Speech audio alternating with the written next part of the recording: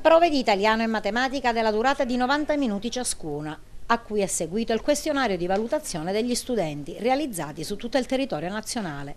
Sono i test invalsi, i quiz dell'Istituto Nazionale per la Valutazione del Sistema di Istruzione e di Formazione, utilizzati per la rilevazione dell'apprendimento degli studenti, che ieri mattina hanno coinvolto anche gli alunni di alcune classi di scuola secondaria di secondo grado degli istituti agrigentini, tra cui l'IP Enrico Fermi di Agrigento. Noi siamo stati anche in questo caso scuola campione, perché 2 classi tra 10 sono state scelte proprio in virtù degli esiti degli anni passati.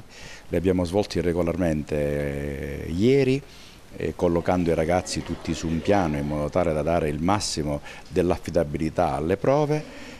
C'è stata la presenza di 2 osservatori esterni che provenivano da Ribera, i quali hanno avuto anche l'onere di raccogliere i dati e di mandarli direttamente a Roma attraverso il sistema informatico, perché le due classi che erano e che sono scuola campione naturalmente hanno una rilevanza particolare rispetto ad altri. I ragazzi hanno fatto le prove di italiano e di matematica.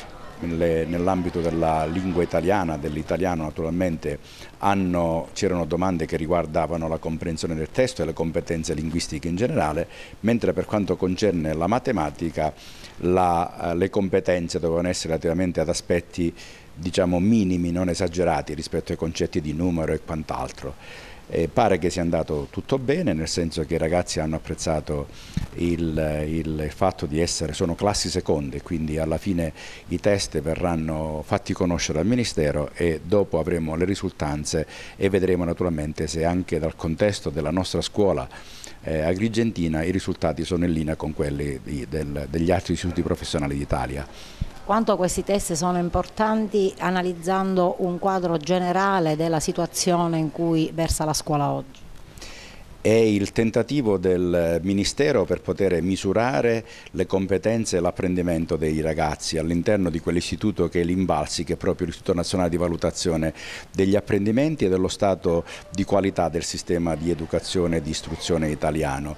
Devo dire che la prova sicuramente ha un risvolto positivo, perché attraverso anche la somministrazione di test a risposta multipla o a risposta aperta consente di poter avere un quadro della situazione. Il nostro sistema scolastico è stato molto spesso lontano dai sistemi di misurazione. Oggi assistiamo invece alla volontà di voler mettere insieme tutto un contesto di forme e formule di misurazione tali che possono dare il polso della situazione. Oggi all'interno del contesto, come posso dire, italiano, penso che le scuole agrigentine non hanno niente da temere nei confronti delle altre.